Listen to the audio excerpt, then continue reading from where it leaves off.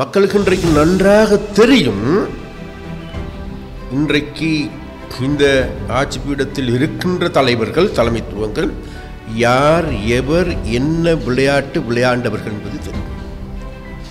அந்த வகையில் இன்றைக்கு எங்களுக்கு எல்லோருக்குமே தெரியும், கடந்த காலங்கள் முழுவதுமே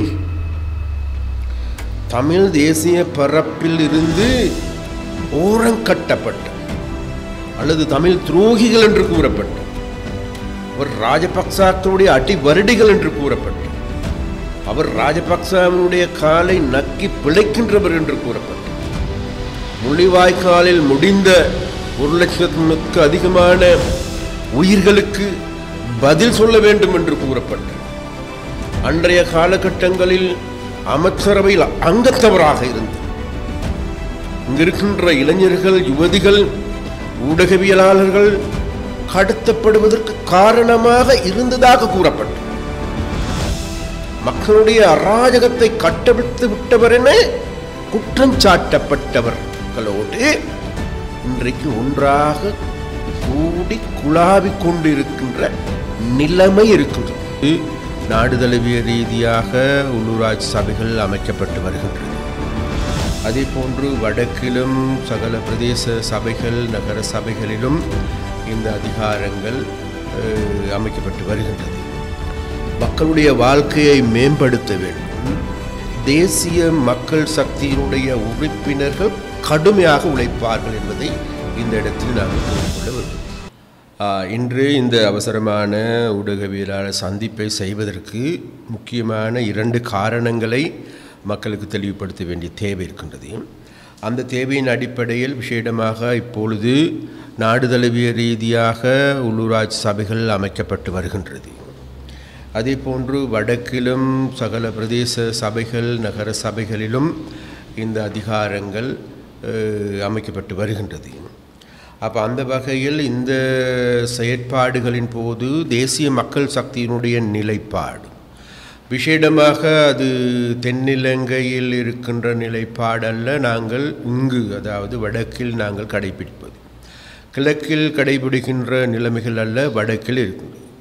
அப்போ அந்த வகையில் இது நாள் வரைக்கும் நியமிக்கப்பட்டிருக்கின்ற சபைகளில் நாங்கள் நடுநிலை வகித்திருக்கின்றோம். இந்த வாக்கெடுப்பில் நாங்கள் கலந்து கொள்ளவில்லை. நாங்கள் வாக்கெடுப்பில் கலந்து கொள்வோமாக இருந்தால் விசேடமாக இங்கு இருக்கின்ற தமிழ் கட்சிகள் தாங்களால் கட்டப்பட்டிருக்கின்ற அந்த கனவு சிதைக்கப்படும். அது மனக்கோட்டை வெறும் மண்கோட்டையாக மாறிவிடும் என்பதை நாங்கள் சொல்லி வைக்க விரும்புகிறோம்.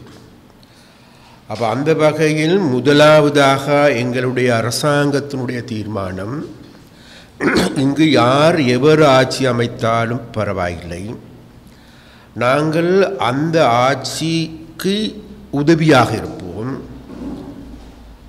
அந்த உதவி செய்வதனுடைய நோக்கம் வேறெதுமல்ல, எங்களுக்கு தேவை இருக்கின்றது அந்தந்த பிரதேசங்களில் இருக்கின்ற உள்ளூராட்சி சபைகளுக்கு உட்பட்டிருக்கின்ற மக்களுக்கு உதவி செய்ய வேண்டும், மக்களுடைய வாழ்க்கையை மேம்படுத்த வேண்டும். அந்த உள்ளூராட்சி சபைகளுக்கு அந்த சபை மூலமாக கிடைக்கின்ற மானியங்கள், உதவிகளை சரிவர சென்றடைய வேண்டும். அதே போன்று மத்திய அரசாங்கத்தின் கீழ் கிடைக்கின்ற நிதி மூலங்களை சரியான முறையில் திட்டமிட்டு முகாமைத்துவம் செய்ய வேண்டும். அந்த செயற்பாடுகளை முன்னெடுப்பதற்கு தேசிய மக்கள் சக்தியினுடைய உறுப்பினர்கள் கடுமையாக உழைப்பார்கள் என்பதை இந்த இடத்தில் நாங்கள் கூறிக்கொள்ள விரும்புகிறோம். அப்போ அதனால் இன்றைக்கு யாராவது இங்கு இருக்கின்ற ஆட்சி பீடத்துக்கு வருகின்ற அதாவது இதில் மக்களுக்கு முரணான செயற்பாடுகள் முன்னெடுக்கப்படுமாக இருந்தால், மீண்டும் இதன் மூலமாக லஞ்ச ஊழல் கமிஷன் போன்றவைகள் நேரடியாகவோ மறைமுகமாகவோ செயற்படுமாக இருந்தால் நிச்சயமாக அவைகளை தடுத்து நிறுத்துவதற்கு ஏதுவான நடவடிக்கைகளை நாங்கள் எடுப்போம் என்பதை இந்த இடத்தில் நாங்கள் கூறிக்கொள்ள விரும்புகிறோம். அந்த வகையில்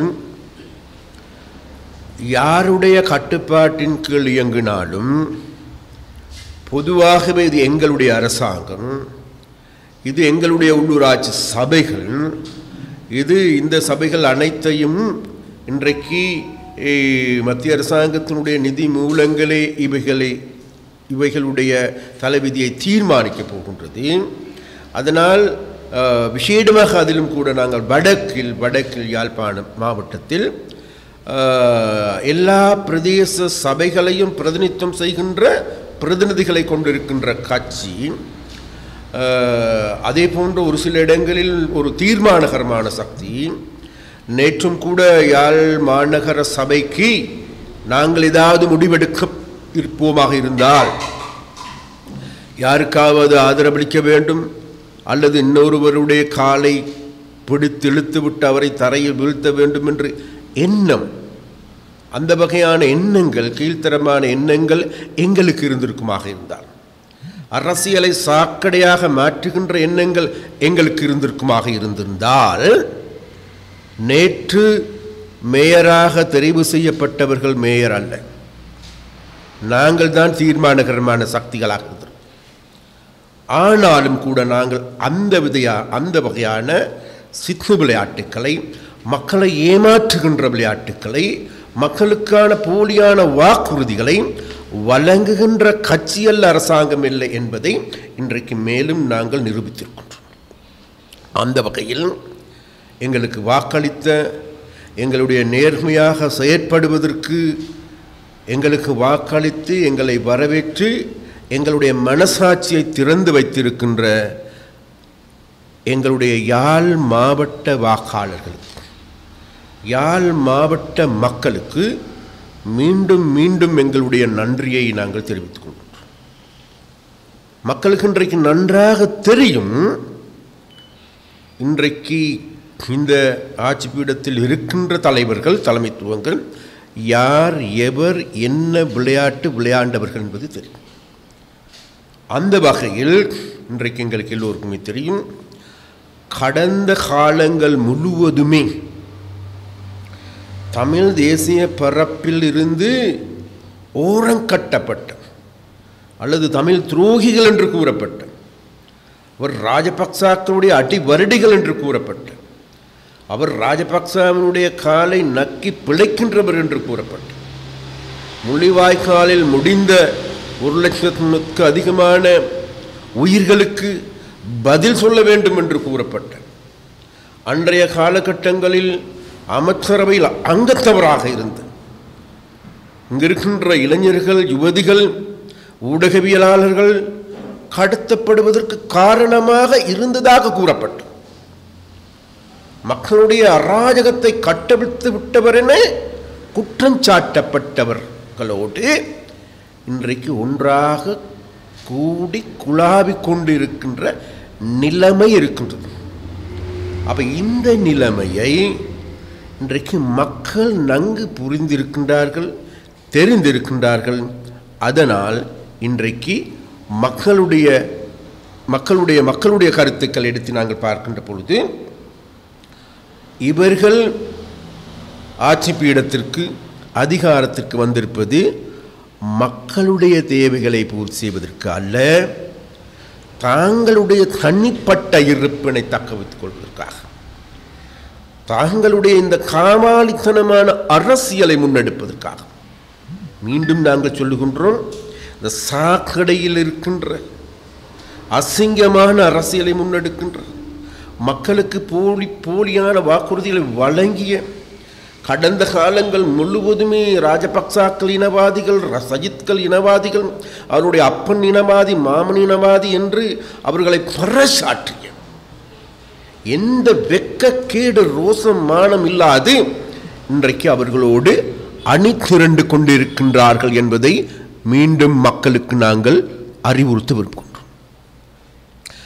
இப்படியான நபர்கள் தான் கடந்த காலங்களில் தேர்தலுக்கு முன்னர் எங்களை பார்த்து, தேசிய மக்கள் சக்தியை பார்த்து கூறினார்கள், இனவாத கட்சி, மக்களுக்கு எதிரான கட்சி, வாக்களிக்க வேண்டாம்.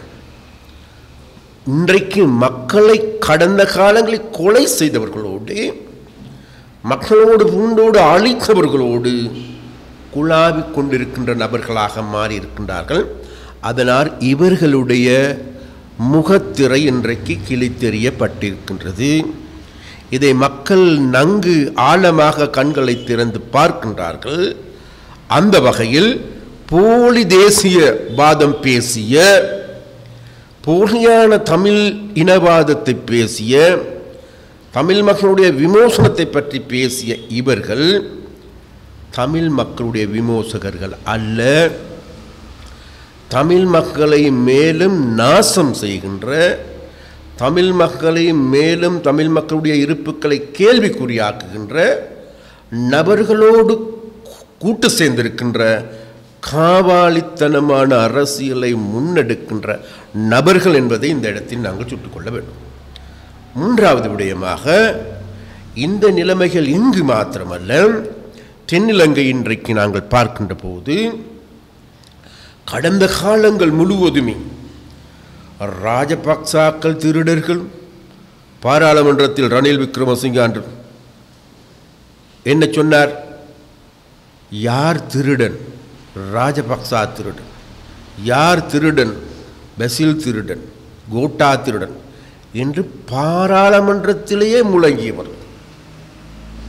அது மாத்திர கடந்த காலங்களில் இந்த நாட்டில் இந்த லஞ்ச ஊழல் மோசடியுடைய பிதாக்கள் யார் என்றால் வேறு யாருமல்ல, ராஜபக்சா. அலிபாபாவும் 40 திருடர்கள் என்கின்ற நாமத்தை சூட்டியவர்கள் கூட வேறு யாருமல்ல, இந்த சஜித் அணியை சார்ந்தவர்கள் தான். கடந்த காலங்களில் இந்த ரணில் விக்ரமசிங்கே என்பவர் நரியன் நரியன் என்று கூறியவர் வேறு யாருமல்ல, தலத்தா அத்துக்கூறலாம். இந்த ராஜபக்சாக்கள் மாத்திரமல்ல, ரணில் விக்ரமசிங்கே என்பவர் தமிழின துரோகி, தமிழ் மக்களுக்கு துரோகமாக செயல்பட்டவர், தமிழர்களுடைய இருப்பை சீர்குலைத்தவர், தமிழ் கட்சிகளை துண்டு துண்டாக சிதைத்தவர், புலிகள் அமைப்பை சிதைத்தவர், கருணாவை பிரித்தவர் என்ற குற்றச்சாட்டுக்கள் எல்லாவற்றையும் முன்வைத்த இவர்கள் இன்றைக்கு இந்த அந்த கொழும்பில் கோட்சூட்டணிகின்ற, யாழ்ப்பாணத்தில் வேட்டி கட்டுகின்ற ஜனாதிபதி சட்டத்தரணி என்று கூறப்படுகின்ற நபர்களுக்கு இந்த வகையில் பார்க்கின்ற பொழுது உங்களுக்கு வெக்கமில்லையா ஐயா? இந்த சூடு சுரண் என்று சொல்லுவாங்க தானே. அப்போ இன்றைக்கு நாடு தழுவிய ரீதியாகவும் இந்த கேடுகட்ட அரசியலை நோக்கி பிரவேசித்திருக்கிறார். கடந்த காலங்களில் இந்த அனைவருமே சாக்கடையில் இருந்தவர்கள் என்று கூறிக்கொண்டவர்கள் ரணிலுக்கு எதிராக ராஜபக்சாக்கள், ராஜபக்சாக்களுக்கு எதிராக ரணில்கள், அதே போன்ற சஜித் எடுத்துக்கொண்டு நான் தான் மிக பரிசுத்தமானவன், சுத்தமான அரசியலை செய்கின்றேன் என்ற கையில் ரத்தம் படியாத கரங்கள் என்று கூறியவர் இன்றைக்கு ஒவ்வொரு சபைகளையும் தேடி பார்க்கின்ற போது தெரிகின்றது, அந்த கடந்த காலத்தில் கள்ளர்கள், மோசடிக்காரர்கள், லஞ்ச ஊழலில் மோசடியில் ஈடுபட்டவர்கள், கடந்த காலங்களில் அந்தந்த பிரதேச சபைகளில் கான்கிரீட் போடுகின்ற பொழுது அதையும் திருடியவர்கள், தார் போடுகின்ற பொழுது அதையும் திருடியவர்கள், கன்றக்கா அல்லது அதாவது கழிவகற்றலுக்காக டெண்டர் கால் பண்ணுகின்ற போது அதிலையும் கூட அந்த கழிவையும் அகற்றி சாப்பிட்டவர்கள் யார் என்றால் வேறு யாருமில்லை, இந்த ராஜபக்சாக்கள். இந்த திருடர்களுடைய சாம்ராஜ்யத்தையே உருவாக்கியோர் யார் என்றால் வேறு யாருமில்லை, இந்த ராஜபக்சாக்கள் என்று கூறிய சஜித் பிரேமதாசாக்கள், என்று கூறிய ரணில் விக்ரமசிங்காக்கள், என்று கூறிய சாகர காரியவசம் போன்றவர்கள், என்று கூறிய தலத்தா அத்துக்கூர்லா போன்றவர்கள் எல்லோருமே இன்றைக்கு ஒரே குட்டையில் ஊறிய மட்டைகளாட்டம் ஒன்று சேர்ந்திருக்கின்றார்கள். எதற்காக?